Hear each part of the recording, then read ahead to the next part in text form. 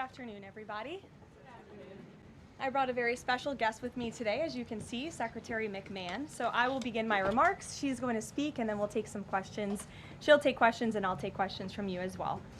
First off, yesterday, First Lady Melania Trump and Second Lady Usha Vance traveled to Marine Corps Air Station New River in Camp Lejeune in North Carolina, where they spent the day meeting with students, educators, military families, and United States Marines.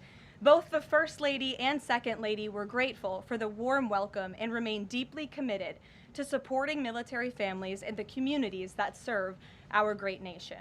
May God bless all of them. In economic news, the September jobs report showed the American economy remains strong, with 119,000 new jobs added, more than double expectations. These gains came after the summer passage of President Trump's historic tax cuts and multiple big trade deals with countries around the world. In particular, construction jobs surged by 19,000 in September, the largest monthly gain in a year.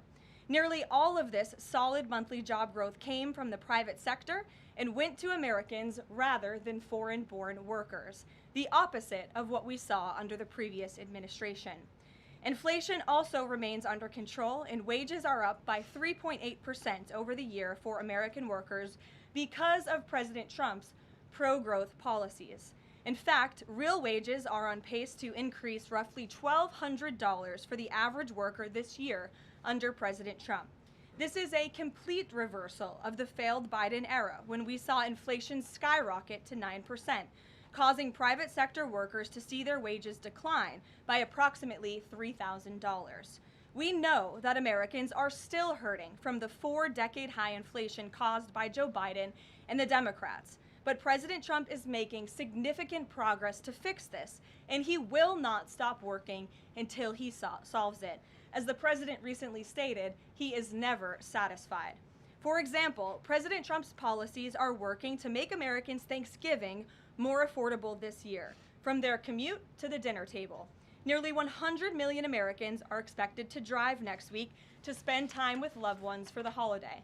And thanks to President Trump's drill baby drill agenda, the national average price of a gallon of gas on Thanksgiving Day is projected to be at the cheapest price since the COVID pandemic in 2021.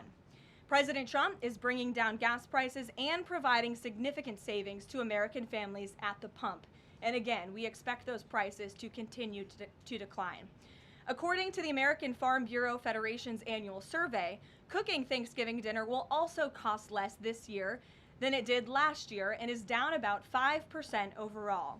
The average price for a staple of the meal, a 16-pound frozen turkey, is down more than 16% from last year, which will provide critical savings for families and their budgets. President Trump's entire economic agenda is aimed at putting more money back into the pockets of hardworking Americans.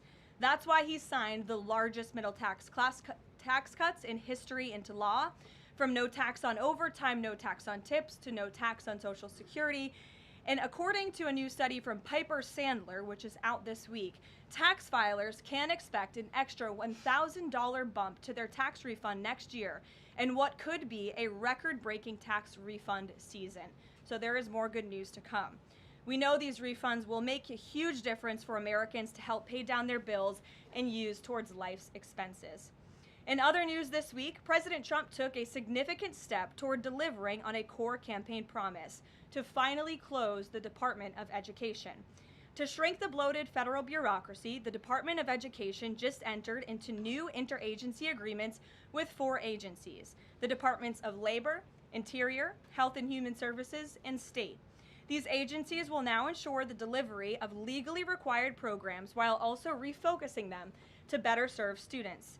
This common sense action brings the Trump administration much closer to finally returning education where it belongs, at the state and local level, not in Washington, D.C. The Democrats' reckless 43-day government shutdown did manage to do one valuable thing. It proved that America does not need a federal Department of Education. During the longest shutdown in history, the Department of Education furloughed 90% of its staff, and America's education system was not impacted whatsoever. Schools stayed fully open across the country. Students attended class and received normal in-person instruction, and our wonderful teachers received their paychecks uninterrupted. The Democrats' government shutdown made it painfully obvious that American families do not need the Department of Education. Since its creation in 1979 during the Carter administration, the Department of Ed has spent over $3 trillion taxpayer dollars without improving student achievement. Despite peer pupil spending having increased by more than 245% since the 1970s, math and reading scores are down in public schools. In fact, the most recent Nation's Report Card from 2024 showed that 13-year-olds' math scores are the lowest they've been in decades, and their reading scores are the lowest since testing began more than 30 years ago. It's clear that throwing more money at a broken system does not work, and that's why President Trump appointed the amazing leader behind me, our Secretary of Education, Linda McMahon, who is making these monumental changes at the direction of the president. We're very grateful to have you here today to talk about these changes and then take some questions. Hopefully folks in this room will have some questions on the very important topic of education. So please, Mrs. Secretary. Thank you. Thank you very much, Caroline. It's really a pleasure to be here with you today, and thank all of you for being here as well. My purpose here is to speak directly to the American families, not just you, but to the American families, about the work this administration is doing in education to reverse our national decline with a hard reset of our educational system. That reset was a top campaign promise from President Trump to send education back to the states and end Washington's micromanagement of education once and for all. This week we took the most decisive steps thus far to make good on this promise to you. We have linked 6 groundbreaking partnerships with other federal agencies to delegate education department programs that are redundant with existing programs at Labor, State, Interior, and HHS. These interagency agreements to cut our own bureaucratic bloat are a key step in our efforts to shift educational authority from Washington, D.C. to your state education agency, your local superintendent, your local school board, entities that are accountable to you, and we encourage parents to always be involved. Cutting federal bureaucracy is never a popular move among D.C. insiders.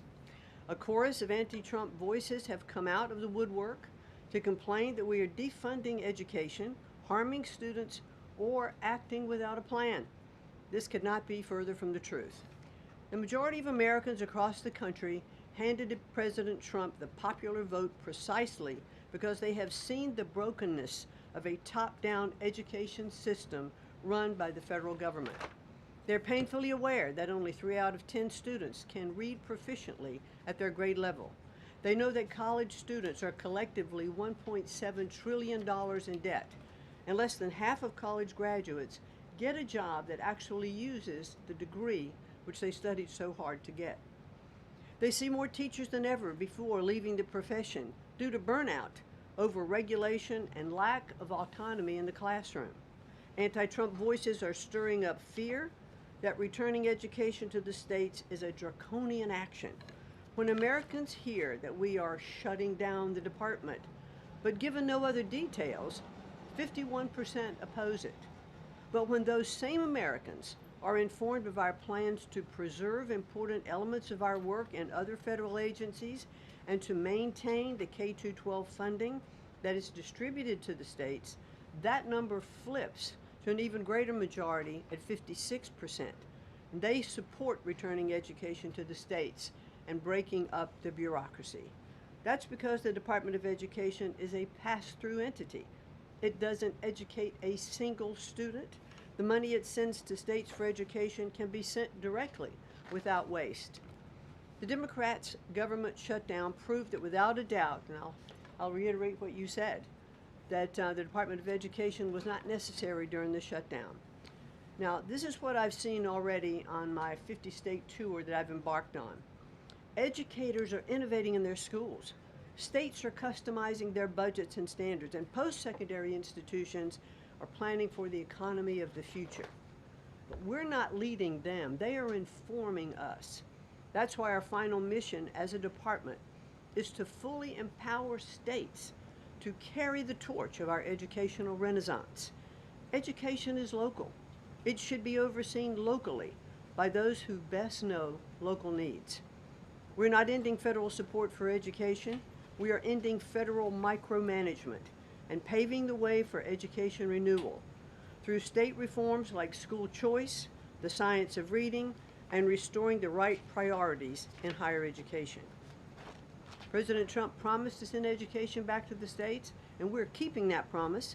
America's next generation will look back on the work we've carried out, thankful for an education system that prioritizes students over bureaucracy.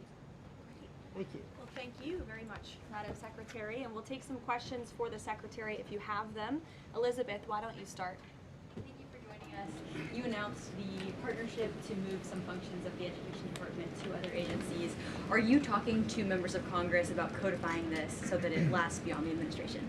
Yes, we started our conversation, and thanks very much for asking that, because there have been some reports that Congress is in the dark on this. That's clearly not true. We've been talking to, I've talked to dozens of members of Congress to explain to them exactly what we're doing, to bring them up to speed, and to say to them, look, when we have completed some of these transfers that are working incredibly well, then we will be looking to Congress to codify those, make them permanent. Brian. Thank you. Secretary McMahon, what is the update on the negotiations with Harvard? I know the President has publicly pointed to you as somebody who's worked on that. I think you've talked about that at length, but I'd like to understand where are things with those negotiations with Harvard this time? They're ongoing negotiations, and I feel very comfortable that we are getting close to having those negotiations finalized. It's been open door conversation all along. Deanna? Hello, Mrs. Secretary. The President recently posted about establishing a federal standard for AI. Do you know if the administration has a view on the use of AI for students in schools? And Karoline, do you know if the President personally uses AI? I don't think so. You can handle I've that never one. witnessed it, so I can't attest to that. Well, I do think AI is going to need guardrails, but I have witnessed AI firsthand. I was at the Alpha School in Austin, Texas, and the first 2 hours of every day in that school, students are learning through AI. They have their headsets on, they're in front of their screens, and the AI is really acting as like an individual tutor for those students, allowing those students that can progress faster to do that. Those who need a little catch up, it refeeds information to them. And so after those 2 hours of learning, the basics of what they're doing in their curriculum that day, then they spend the rest of the day, I mean, they have good recess and all of that time, but then they spend the rest of the day in what are called life skills, and they're actually using the information that they've learned this morning. So I've seen some AI in action that is really proving quite beneficial. Michael. Thank you, Karoline. Secretary McMahon, as the Education Department continues to pare down, can you talk about taxpayer services like charter school grants and how the department will continue to assist kids with special needs? Well, we are going to make sure that there's no interruption in getting that grant money out the door. I mean, that money is, it comes from Congress, it's appropriated by Congress, and we legally are obligated to do that. And the transitions we're starting to make, our first programs that went over to the Department of Labor, that was a few weeks ago. We actually signed the first interagency agreement, which we accomplished under the authority of the Economy Act. We transferred grants for WIOA and for the Perkins Act. And the really good news is that the Department of Labor has a much more sophisticated system, technology system and grant fulfilling system than the Department of Education does.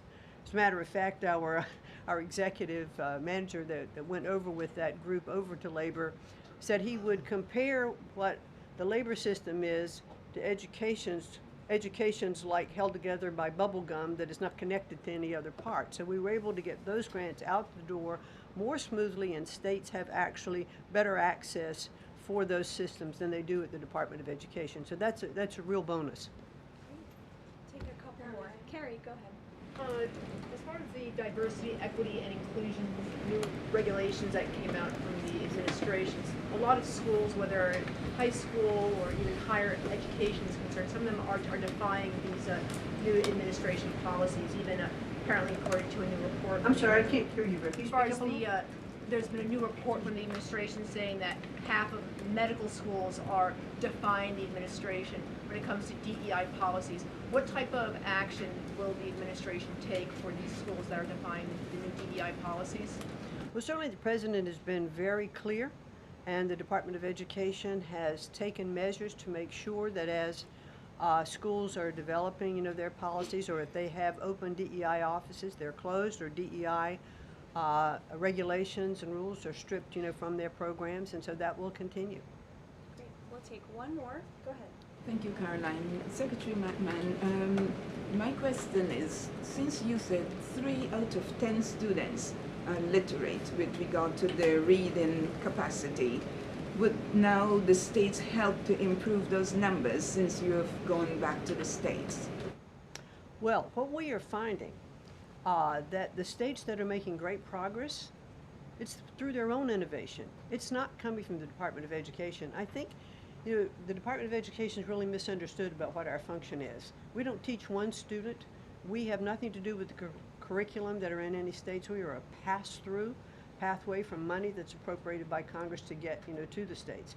But what we have seen in those states that have taken that initiative and they are embracing the science of reading and returning that into their school programs. Louisiana has done it. Mississippi, they call it the Mississippi Miracle, because they were like, I think, bottom or next to last in reading proficiency in Mississippi, and now they're like middle of the pack, which has been a really big jump. Florida has, Iowa has, Tennessee.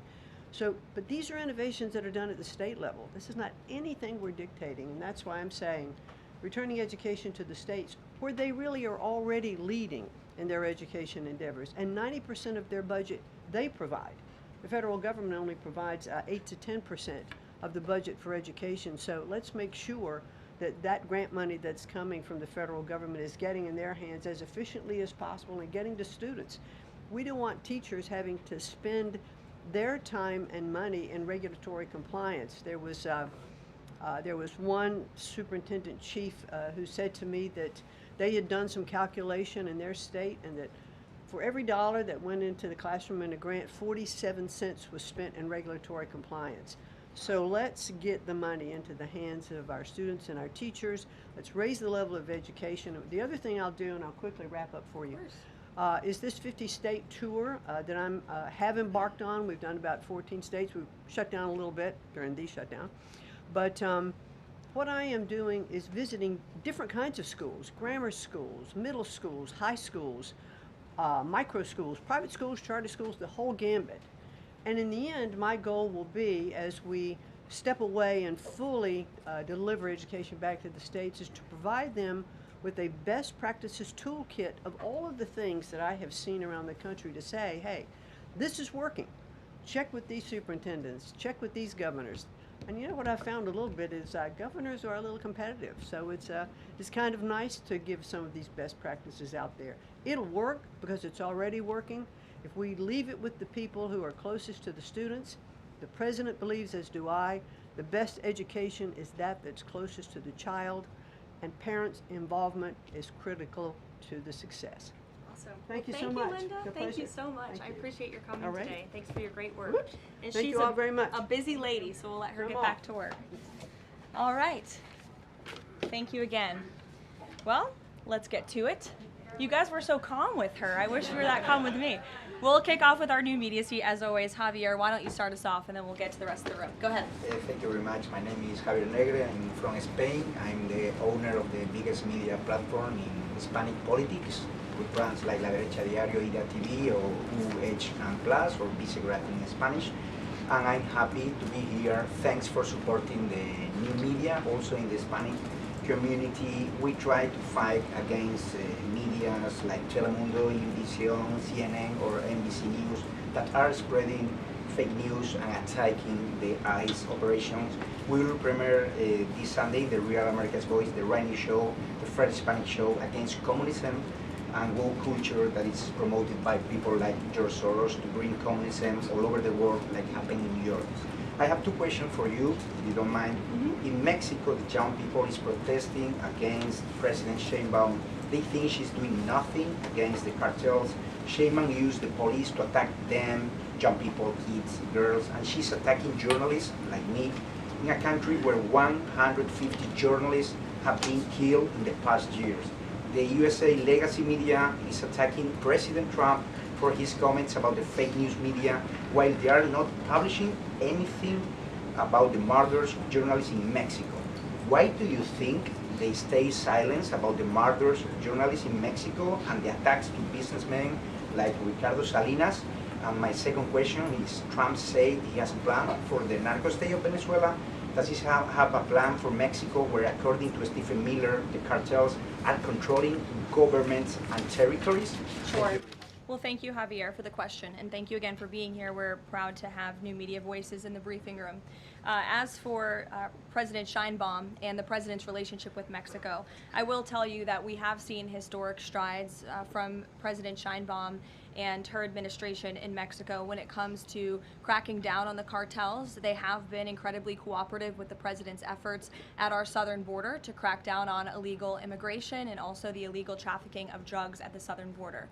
Now the president is very interested in taking additional measures against the drug cartels. He's been very clear about that. He's spoken about it, and this is a promise that he made to the American public. And so his national security team is discussing these options all of the time. And on the campaign trail, the president promised to take on the cartels. He has taken unprecedented action to do so, and he has left additional options at his disposal on the table. So those are only decisions that the president can make. Thank you. What about the silence of the legacy media about the murders of journalists in Mexico? 150 journalists have been killed in the past years. Yeah, well, it's certainly something I wish the media would report on more, and it's something that this administration absolutely condemns. I can't speak for the media, but I can speak for the president. That's not something he wants to see. Thank you. Sure. Hi, thank you, Caroline. Hi. Is there anything that Mayor-elect Mamdani could say tomorrow that would ease the president's concerns about his future leadership in New York? Look, I don't want to speak for the president or get ahead of this meeting that we are currently working on tomorrow. As you saw, the president put out a statement tomorrow that the mayor-elect will be coming to the Oval Office, and so our teams are arranging those details. I won't get into the president's thinking on it. I think you'll all hear from him directly. I also think I will just add, it speaks volumes that tomorrow we have a communist coming to the White House because that's who the Democrat Party elected as the mayor of the largest city in the country. I think it's very telling, but I also think it speaks to the fact that President Trump is willing to meet with anyone and talk to anyone and to try to do what's right on behalf of the American people, whether they live in blue states or red states or blue cities, in a city that's becoming much more left than I think this president ever anticipated in his many years of living in New York himself. Nancy. Thanks, Caroline. This morning, President Trump accused 6 Democratic lawmakers of seditious behavior punishable by death. Just to be clear, does the president want to execute members of Congress? No. Let's be clear about what the president is responding to, because many in this room want to talk about the president's response, but not what brought the president to responding in this way. You have sitting members of the United States Congress who conspired together to orchestrate a video message to members of the United States military, to active duty service members, to members of the national security apparatus, encouraging them to defy the president's lawful orders.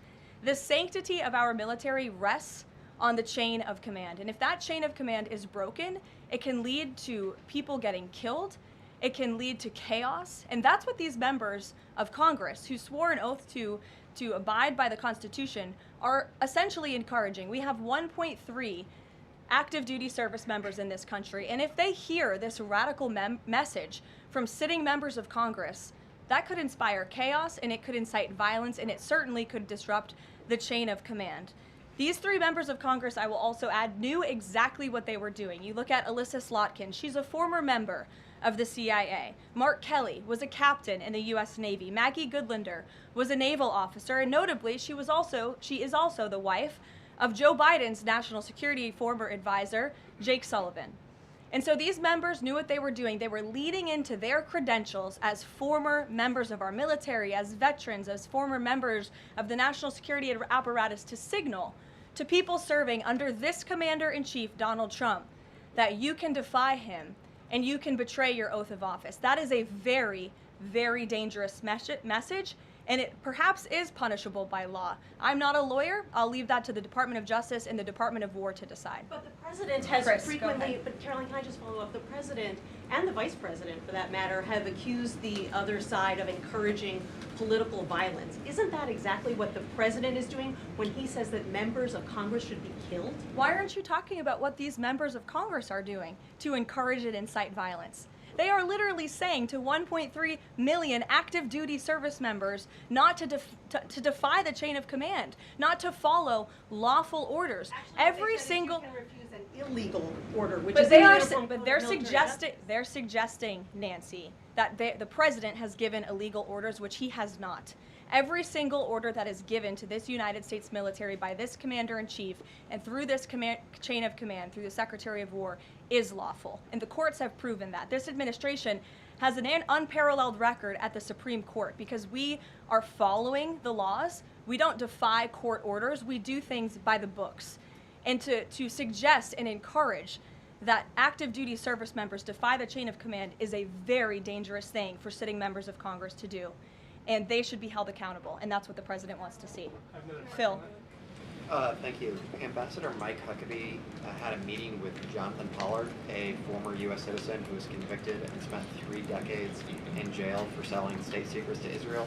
Did the White House know that that meeting was going to happen? Does the administration condone it? The White House was not aware of that meeting, but the president stands by our ambassador, Mike Huckabee, and all that he's doing for the United States and Israel. You said that the president was going to do what was right for U.S. citizens, regardless of whether they lived in blue or red states. I'm curious if there's any chance in tomorrow's meeting with Mayor-elect Mamdani that he will be able to convince the president to abandon that promise to cut off federal funding to New York City. Look, Phil, we'll see how the meeting goes tomorrow, and I'll let the president speak for himself. Natalie. Thank you, Caroline. What did the president mean when he called reporter piggy?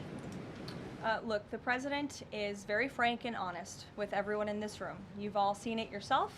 You've all experienced it yourselves, and I think it's one of the many reasons that the American people reelected this president, because of his frankness. And he calls out fake news when he sees it.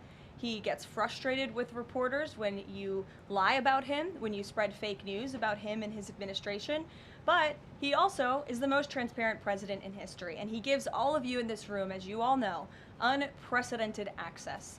You are in the Oval Office almost every day asking the president questions. And so I think the president being frank and open and honest to your faces rather than hiding behind your backs is frankly a lot more respectful than what you saw in the last administration, where you had a president who lied to your face and then didn't speak to you for weeks and hid upstairs and didn't take your questions. So I think everyone in this room should appreciate the frankness and the openness that you get from President Trump on a near daily basis. And Go ahead. As a follow-up, Yes. The Go Washington ahead. Post just Go ahead. reported that the Coast Guard has I'm stopped calling on considering- Bloomberg. Go ahead. Caroline, thank you. 2 questions for you. The New York Times is reporting that the administration is now sending a U.S. official to the G20. They're sending Mark Dillard. Can you confirm if that is true, and then also explain the shift in? I'd be happy to explain, because there is not a shift. The United States is not participating in official talks at the G20 in South Africa. I saw the South African president running his mouth a little bit against the United States and the president of the United States earlier today, and that language is not appreciated by the president or his team. The ambassador or the representative of the embassy in South Africa is simply there to recognize that the United States will be the host of the G20. They are receiving that send-off at the end of the event. They are not there to participate in official talks, despite what the South African president is falsely claiming. On Ukraine, there have been reports that President Zelensky said, he's looking to look at the plan, that there's been reports about the Trump administration proposing a plan. Can you just give an update on where Russia-Ukraine stands, and does the president plan to speak with Zelensky anytime soon, or when can you expect that? So I'm happy to provide an update. I've seen quite a bit of reporting on the latest with Russia-Ukraine, so let me clarify and give you guys the truth on where it currently stands. President Trump has made it very clear since day one, and even on the campaign trail, that he wants to see this war come to an end. He has grown increasingly frustrated with both sides of this war, Russia and Ukraine alike, for their refusal to commit to a peace agreement But nevertheless, the president and his national security team are steadfast in seeing this war come to an end, to end the killing and deliver on the president's promise. Special Envoy Witkoff, that Marco Rubio, have been working on a plan quietly for about the last month. They've been engaging with both sides, Russia and Ukraine, equally to understand what these countries would commit to in order to see a lasting and durable peace. That's how you get to a peace negotiation, right? That's how it worked with Israel, with respect to Israel and Gaza and all of the Arab countries in the Middle East. That's how we accomplished that historic agreement, which the UN, by the way, voted to commit to and accept this week, which was a huge monumental moment. So they have been engaged with both sides, and these talks are continuing. As always, I'm not going to litigate the details of this plan as it's ongoing and it's in flux, but the president supports this plan. It's a good plan for both Russia and Ukraine, and we believe that it should be acceptable to both sides, and we're working very hard to get it done. And I'll also add, I know Secretary Driscoll did meet with President Zelensky today. We spoke with him. He was very optimistic following that meeting, and so again, we are having good conversations with both sides with respect to ending this war. Karoline? Sure, go ahead. On Ukraine, you said this is a good plan. So according to our sources, this proposal demands major concessions from Ukraine and doesn't demand much from Russia. So was Russia involved in drafting Your this? understanding is wrong. Have you read the full plan? You haven't. Sources says. Yes. So if you can give details, maybe. You've read reporting from one side of the war, and so I want you to understand that the administration has talked equally with both sides. You have seen President Trump engage directly with both President Putin and President Zelensky. Likewise, his national security team has as well. In fact, Special Envoy Witkoff and Secretary Rubio met with some of the Ukrainians just in the past week to discuss this very plan. And so just like you saw with respect to Israel and Gaza, we are hearing out both sides of this war to understand what can you commit to end the war. And that's ultimately how we are going to get to an agreeable solution. That's what the president has directed of his team. I know there's a lot of criticism out there and a lot of doubters, but I would just remind you of the historic success that this president and his team accomplished in the Middle East. We believe that is possible with Russia and Ukraine, and we're hoping and working very hard to achieve that. Stephen. Could you provide a little more context on what to expect tomorrow with the Mamdani meeting? Will it be in the Oval Office, or is it going to be open at least partially to the press? I don't have any more details to read out for you on the meeting quite yet, Stephen. I know it's of great interest to you and the New York Post, but we'll keep, maybe if it opens, we can commit to letting you in. Sure, go ahead. Thank you, Caroline. It came up yesterday during a confirmation hearing for the president's pick to lead the CFTC that the CFTC currently has 0 Democrat commissioners, whereas usually it's had 2 or more. Does the president plan to appoint Democrats to financial regulators like the CFTC and SEC, or does the president feel that there shouldn't be Democrat leadership at those agencies, consistent with the administration's move earlier this year to remove Democrats from the FTC and other agencies? I'm going to be completely honest. I haven't spoken to the president about the CFTC in quite some time, but I'm happy to check in with our presidential personnel office and see if there's any updates that we can provide you there. Sure. Thank you, Caroline. Last week on Fox News, President Trump said that we've had a lot of problems with the French. How would you describe the current relationship between France and the U.S.? Look, the relationship remains very strong. President Trump speaks quite frequently with Emmanuel Macron. I think they have a good working relationship. But the president is not shy to point out when he has disagreements with world leaders as well. And he's done that with respect to Mr. Macron as well. Deanna, go ahead. Caroline, there are reports that Qatar is acting as a mediator in the Ukraine peace process. Can you confirm that, and why did the president choose that country? I'm not going to get into further details other than what I previously shared, which I think was quite a bit of information. Brian? Thank you, Caroline. 2 questions. We were talking about 4 earlier in this briefing about the president's orders. You were going back and forth about what the ad said, what it didn't say. My first question is the ad, the advertisement that the Senate Democrats were featured in. So the first question is, no matter what the order is, it could be to any administration official, military or otherwise, no matter if legal experts might think it's illegal, does the president expect those cabinet members, administration officials to go ahead with those orders regardless of any outside thinking or experts? The president expects his cabinet officials and the administration to follow the law and to demand accountability and hold people accountable for their dangerous rhetoric. And I would just add that if this were Republican members of Congress who were encouraging members of the military and members of our United States government to defy orders from the president and from the chain of command, this entire room would be up in arms. But instead, it is the other way around, and I think that's quite telling. I'm going to let you all go because the president, excuse me, I appreciate the encouragement this morning, but this afternoon. But President Trump is about to meet in minutes with Israeli hostages who this administration freed, and so I'm going to go up to that meeting, and you will hear more about that later. Thank you. You misquoted Democrats in that video. That's actually not what they said.